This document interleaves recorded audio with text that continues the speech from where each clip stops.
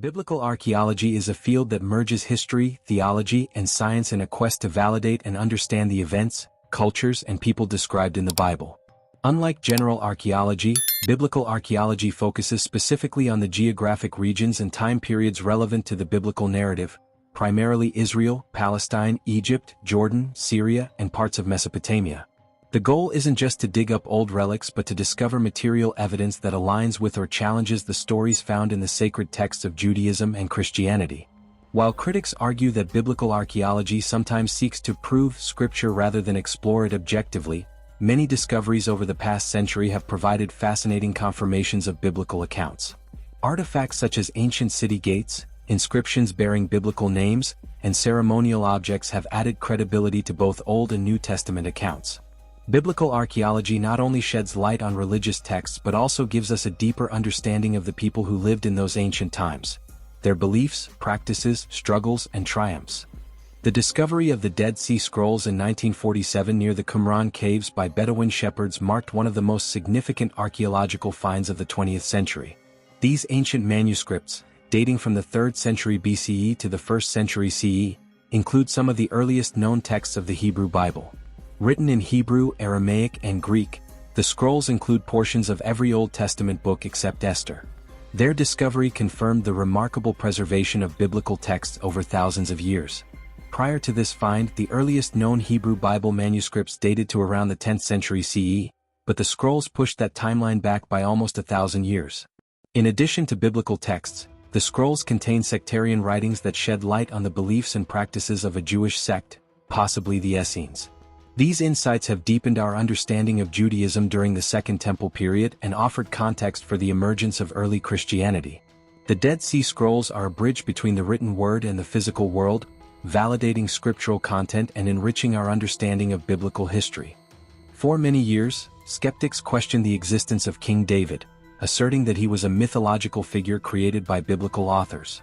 That debate shifted dramatically in 1993 when a basalt stele was discovered at Tel Dan in northern Israel.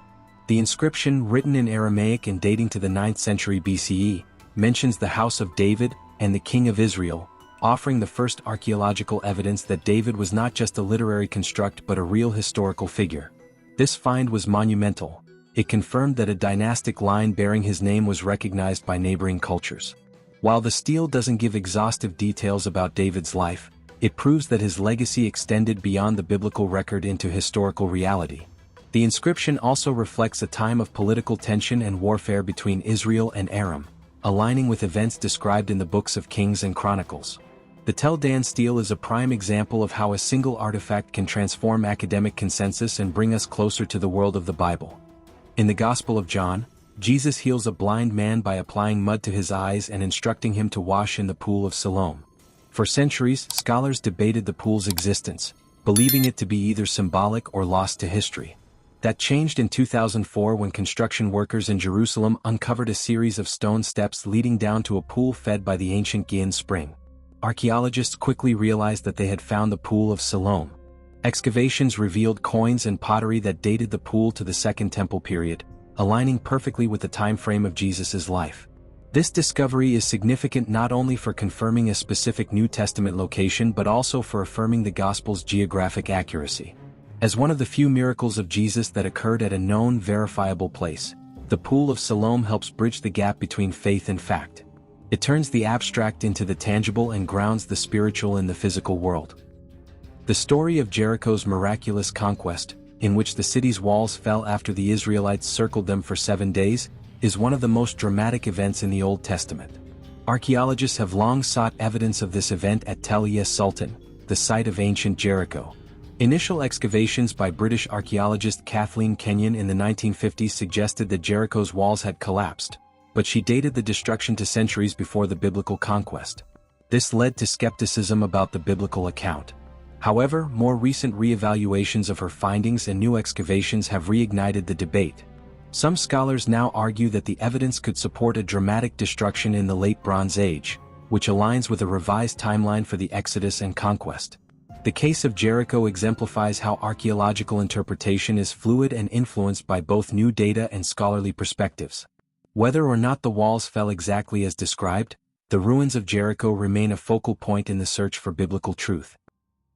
Discovered in 1868 in modern-day Jordan, the Mesha stele, also known as the Moabite stone, is one of the most important artifacts confirming biblical history from a non-Israelite perspective.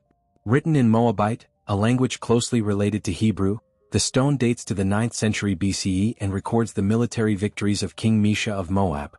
The stele famously references the House of Omri, a dynasty from the northern kingdom of Israel mentioned in the Bible.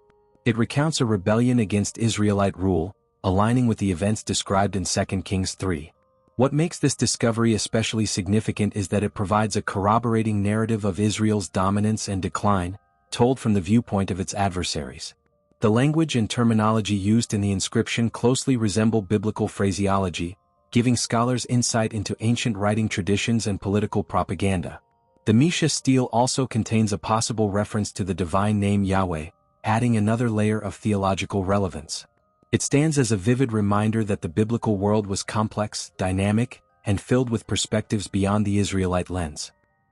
In 2 Kings 20 verse 20 and 2 Chronicles 32 verse 30, King Hezekiah is said to have constructed a tunnel to bring water into Jerusalem and safeguard the city against an Assyrian siege. This very tunnel was discovered in the 19th century, an incredible feat of ancient engineering stretching over 500 meters through solid rock. It connects the Gihon spring to the Pool of Siloam and features an inscription known as the Siloam inscription, which describes how the workers dug from opposite ends and met in the middle, a testimony to their skill. Dating back to the 8th century BCE, the tunnel's existence is a powerful confirmation of the biblical account and reflects the strategic planning of Hezekiah's reign. The structure not only ensured a water supply during times of war but also represents a remarkable accomplishment given the limited tools and technology of the period. Today, visitors can walk through the tunnel, making it one of the most tangible links between modern life and the biblical past. Found at the ancient fortress of Arad in southern Israel, the House of Yahweh Ostracon is a potsherd, broken piece of pottery, inscribed in ancient Hebrew dating to the 7th century BCE. It contains a letter that references a donation of silver for the House of Yahweh. While some scholars interpret this as referencing the Jerusalem temple, others believe it might indicate the existence of other Yahweh worship centers before centralized temple worship. This discovery is significant because it demonstrates that devotion to Yahweh extended beyond Jerusalem and may have been practiced in a more decentralized manner than traditionally thought.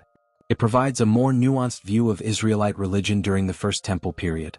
The Ostracon also reveals the bureaucratic and economic activities tied to temple worship, suggesting that religion was deeply integrated into the social and administrative functions of ancient Israelite life. This find challenges the simplistic view of biblical worship and shows that belief in Yahweh was widespread and complex. For centuries, skeptics doubted the existence of Pontius Pilate, the Roman governor who presided over Jesus' trial. That changed in 1961 when Italian archaeologists excavating a Roman theater in Caesarea Maritima uncovered a limestone block bearing an inscription in Latin, Pontius Pilate, Prefect of Judea. This was the first physical evidence of Pilate's historical existence and his role in Judea under Emperor Tiberius. The stone confirmed not only Pilate's name and title but also the Roman administrative structure during the time of Jesus, aligning closely with the Gospel narratives. It was an astonishing validation for New Testament historicity. The inscription reveals that Pilate had commissioned the construction or dedication of a building, likely in honor of Tiberius, demonstrating his influence and status. The discovery further illuminates the geopolitical dynamics between Rome and the Jewish population, highlighting the tension and unrest that defined the period. This one artifact helped ground the crucifixion story in historical fact and transformed Pilate from a theological figure into a verified political actor of the time. In the book of Joshua, Joshua 8 verses 30 to 35, the Israelites are said to have built an altar on Mount Ebal shortly after entering the Promised Land. In the 1980s, Israeli archaeologist Adam Zertel excavated a site on Mount Ebal that many believe corresponds with this biblical event. The structure, composed of unhewn stones and containing layers of ash, animal bones and pottery from the Late Bronze Age, resembles a sacrificial altar. While scholars debate the identification, many agree that the findings suggest an early cultic site with characteristics of Israelite worship. If indeed this is the altar of Joshua, it represents the earliest known place of worship in Israelite history and aligns with biblical commandments about altar construction. The site also underscores the seriousness with which the Israelites took ritual purity, as the structure complies with the biblical requirement for uncut stones. The Mount Ebal altar remains controversial but undeniably compelling, offering a rare potential link to a specific event described in Scripture and helping to define the transition from nomadic life to settled religious practice in ancient Israel.